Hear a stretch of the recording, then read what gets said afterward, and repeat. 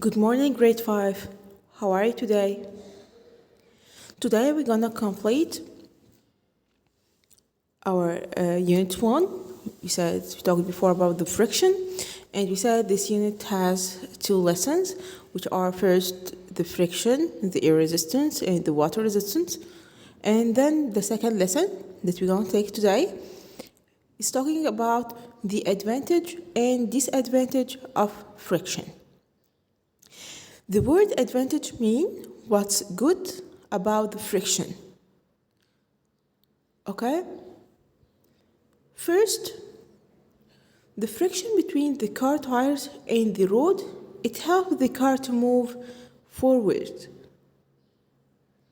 If there is no friction between the road and the wheel tire, so the car will not be able to move forward. It will move backward only. So because of this friction, the car is able to move forward. Number 2, the car brakes that we use to slow down the speed or stop the car depend on the friction. When the driver pushes on the car brakes, so the friction increases between the tire and the road. When this friction increases, so the speed decreases until the car stops. So the friction helps the driver when he uses the brake to increase the friction force, and by increasing the friction force, he is slowing the speed until he can stop. Number 3, the friction helps us to control the car speed. As we said before, if I want to slow down the speed, so I push the brakes, so the speed is slowing down. So it helps me to control the car speed and to change the car direction. You know, when we want to change the car direction, so you're going to turn the wheel tire. The wheel tire will not turn if there is no friction between the wheel and between the tire and the road. So the friction helps us to control the speed of the car and change the car direction. So the friction helps us in our car, in the movement of our car, in 3 points.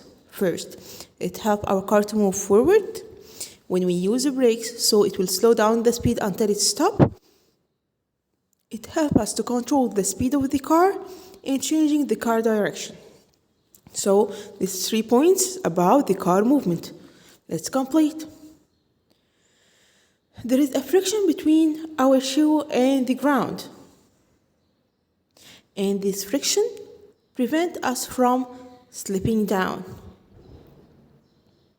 You can notice this between the difference between moving on the road and moving on ice. Where you can move well, yes, we can move well on the road. Why? Because there is much friction between your shoe and the ground. So you will move without slipping down. But when you are moving on the ice, it is a smooth surface, so there is a low friction force, so we might slipping down. So the friction between our shoe and the ground help us to walk well and prevent us from slipping down. Okay, when we light a match, there must be a friction between the match and the box. So the friction is needed for what? For lighting of a match. The friction needed for lighting a match. Number 6, the friction helps us to catch and hold the object.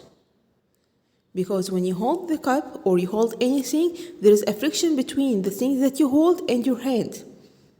And if there is no friction, so the things what will slide down through our hands and it will fall down.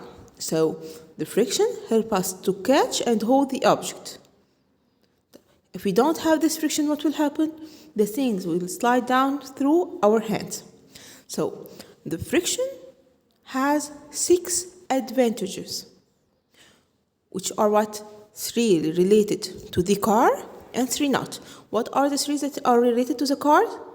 We said it helps the car to move forward. When we use the car brake, so it will slow down the speed until it stops. And it helps us to control the speed and change the car direction. Then the other three, the friction between our shoe and the ground help us to walk and prevent us from slipping down. It needed for the lightening of a match. The friction helps us to catch and hold the object, because without this friction, the things will slide down through our hands. So all of these are what are the advantages of friction force, or what's good about the friction force. Okay, then it's left the disadvantages. Disadvantages mean what is bad about the friction force. Okay. I want you first to put your hands together and try to rub it or make a friction between your hands. Okay, then increase the friction. So, if there is a friction between two bodies, you can feel what? You will feel the heat, or you will feel warm. The same thing is happening between the internal parts of any machine. Like our washing machine, like the cars, there are pieces of iron inside this machine. These pieces of iron are in friction when the car is moving or when the washing machine is working. So these internal parts are what are in touch or with making friction force. When they have a friction force between them, their temperature increase, or there is a rise in their temperature. If these internal parts in the machine has a high temperature, so the machine will be damaged. If the machine is damaged, so you have to waste some money or spend some money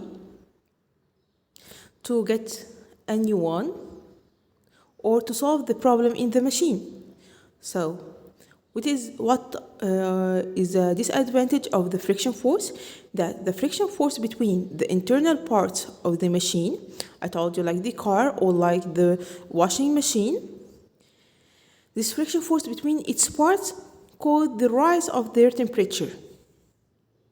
If their temperature is raised, so the machines are damaged and a lot of money is wasted. So, the friction force has only one disadvantage. What is this disadvantage? That the friction force between the internal moving parts of the machine causes a rise in their temperature, so the machines are damaged and a lot of money is wasted. As you see, if we told you give reason, friction force causes damage to machine. We said because it raises the temperature of internal moving parts of the machine, so the machine are damaged and we can complete that a lot of money is wasted. So in our lesson today, we take six advantage for the friction force and one disadvantage for the friction force. I hope that you understand the lesson of today. If you studied, please, after you finish studying, please try to do your classwork sheet 2 and homework sheet 2. Thank you for today. Bye-bye.